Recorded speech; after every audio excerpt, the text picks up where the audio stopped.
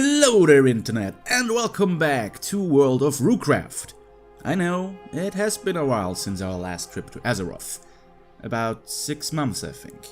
I was a little busy, okay? Watching cat videos. Nevertheless, we are close to finishing up on the continent of Kalimdor and are only missing out on 2 regions to finish the classic content of World of Warcraft. Since both remaining regions, the Felwood and Winterspring, are pretty short on their own, I decided to talk about both of them in this video. We will start with the Felwood, so let's play the intro and have some fun.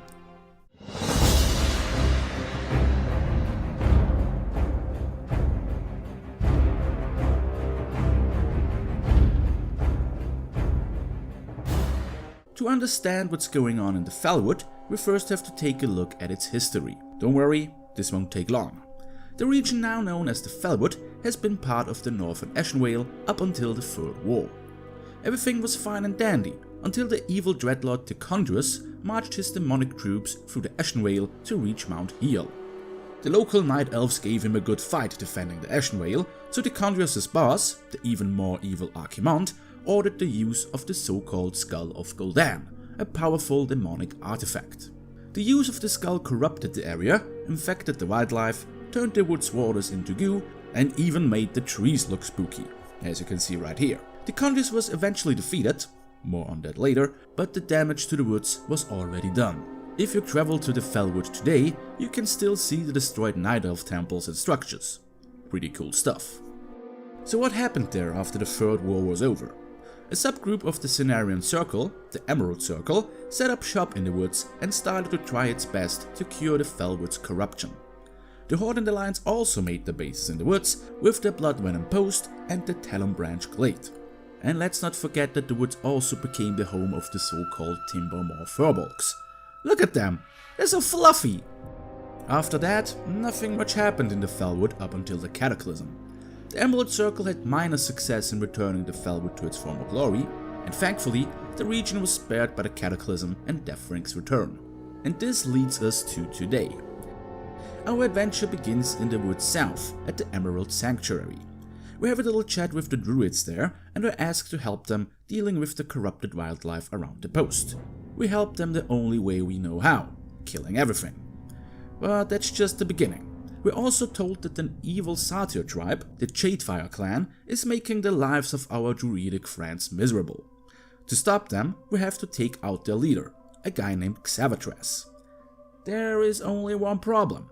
The guy is hiding behind a literal firewall.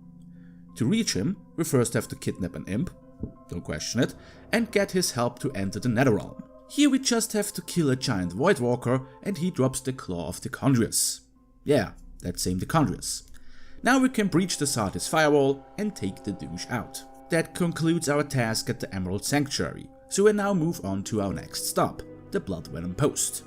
We're told that the former Horde base is now overrun by evil slime monsters, which are mind-controlling the poor people there.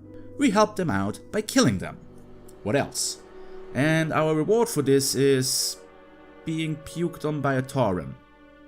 Neat. Next up is the Wild Heart Point, where we learn more about the demonic presence in the Felwood. The former Night Elf village of Jadenar was overtaken by the evil Shadow Council, and now we have to bring the fight to them. We venture into the so-called Shadowhold, kill some of the demon worshippers there, and throw down River Satyr Prince. We also fight a nice duo of Succubi. Nice. Yeah, I just said that. And we also face off with the demon lord Banehollow. Banehollow wants to summon a legion of demons to start another invasion of the Felwood. We take him out instead and allow our friends of the Emerald Circle to start cleansing the Shadowhold. We now have some downtime and travel to the Whispering Grove. We kill more corrupted animals and clean up the wildlife by scrubbing clean some squirrels.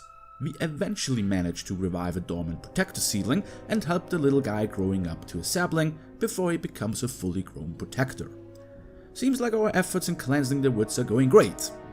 Well, not quite. Nasty demons are still rampant in the woods, and if that wasn't enough, we're also told that an evil demon hunter, called Ferona's Sindweller, keeps interrupting the cleansing of the Shadowhold by killing the druid sent there. Seems like we have to take care of him too. We challenge the douche to a duel, but spare his life, as he is promising us a really good story. Now this is my favorite part in the whole region. Feronas allows us to take a glimpse at the past during the Third War. We see that our old friend Arthas Menethil had a little chat with Illidan Stormrage. Arthas told Illidan about the Skull of Gul'dan and about its power to stop the Chondrias and the corruption of the Felwood. We even get to see the skull from up close and witness Illidan's transformation into the first Demon Hunter. We also get to join his fight against the Chondrias, from which he eventually emerges victorious. And that's not the only interesting thing Feronas has to tell us. We borrow the Demon Hunter's neat blindfold and learn that some of the Emerald Circle's druids are actually demons in disguise. And even that's not all. It turns out that Whispering Grove's very own Archdruid was replaced by the Satyr Xararan. Of course we kill him too and take care of the demon problem once and for all. Sadly, there isn't much more left to do in the Felwood. We can drop by the northern Felwood and help out in the conflict between goblins and Worgen. It wouldn't be World of Warcraft without a good old Horde versus Alliance battle, but what are they fighting over? Oil. Sweet, sweet oil. And last but not least, we can pay the fine furbolgs of the Timbermore tribe a visit. They need our help with a rival tribe, the Deadwood tribe. They want us to steal their honey, kill the troops, and steal their weapons. Guess the Deadwood don't have the right to bear arms. I'm sorry. And that pretty much sums up the Felwood. I told you, there isn't that much going on there. So why don't we take a look at its neighboring region, the icy Winterspring. Just like with the Felwood, we first have to take a look at Winterspring's history to fully understand what we are going to do there. And Winterspring is more important as you may think. Right after the Great Sundering and the destruction of the Well of Eternity, Winterspring was the first landing place of the Night Elves. So one could say it's one of the oldest settlements in modern Azeroth. The icy landscape also became the home of the Blue Dragonflight. I would like to tell you more about Winterspring's history, but that's pretty much it. Nothing much happened there in the 3 major wars or during the Cataclysm, so I guess we can jump straight into the here and now. Arriving in Winterspring itself, we are greeted by the Furbolg Sulfur. Sulfur tells us that the usually peaceful Winterfell tribe suddenly became aggressive and hostile. To figure out what's up with the fluffy dudes, we converse with the dwarven scientist Donovan Snowden. No relation, I think. While investigating the Winterfell camps, we find a cauldron filled with a strange liquid.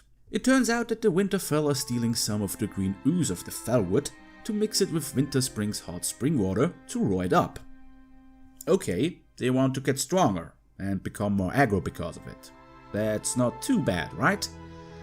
Well, they also dump some of their muscle juice into the hot springs, causing evil elementals to show up. That's not good, so we head over to the Winterfell's chief and take him out. But where do we go from here? Don't worry, the game got us covered.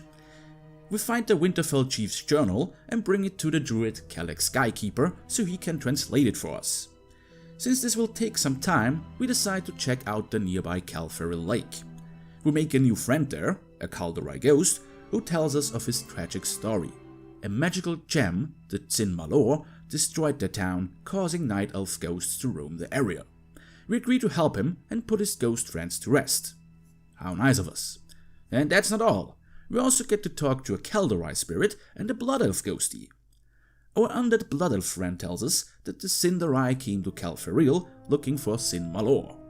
They got killed, of course, and once again we have to hunt some ghosts. Now this is all fun, but it gets serious, as a shade shows up, killing our new ghost friends. We take revenge for our friends, and with Kelek's help, we find out that the shade was sent by a guy named Umbranze. Great, even more names. Our search for Umbranze leads us to the goblin town of Everlook, where the trace first runs cold. To waste some time, we agree to help out the trio of the Forsaken Lilith, the troll Calram, and the human Cyril. We have to collect a bunch of rocks, wood, and ice so they can show off their weapon skills.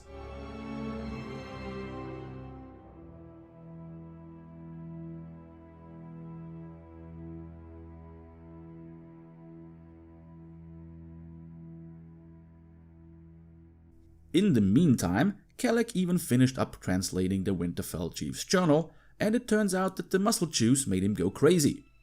Good thing we already took him out. Now you may ask yourself, where is this storyline going? Well, that's the end of it. No, really, that's all regarding the Felwood muscle juice. But back to the Umbranze problem. We eventually end up at Mas for Real, the former home of the Blue Dragonflight. Why former? As the Blue Dragon Harley tells us, Umbranze used the Sin Malor to kick them out of their home. So how are we going to stop him? Easy. First we have to steal a Dreamcatcher from the nearby owl beasts and steal the sacred essences from their totems. We slay some ice avatars to use their icy waters to reinforce the Dreamcatcher, and everything is good to go. We head into Mas for Real and throw down with Umbranze himself. For a wizard powerful enough to make blue dragons his bitch, he is kinda weak. With Umbranze gone, what else is there to do? Well, we can drop by the only remaining Night Elf village in Winterspring, Starfall. The fine people here want us to venture into the Ban Pharaoh Den to reclaim some of the relics and to help the goblins there to deal with an insect infestation. And last but not least, we can hang out at the Good Grub Smoke Pit. Our objective here? Kill owls, bears, steal eggs, kill some kitties, just to kill a big kitty, a big owl and a big bear. At least we do get some awesome food for our troubles. And that's it. Let's give ourselves a big round of applause. We made it through all the regions of classic World of Warcraft. But don't you fear, this series is far from over, because something is brewing in the Blasted Lands. That's right. The Dark Portal has opened. The Outland awaits.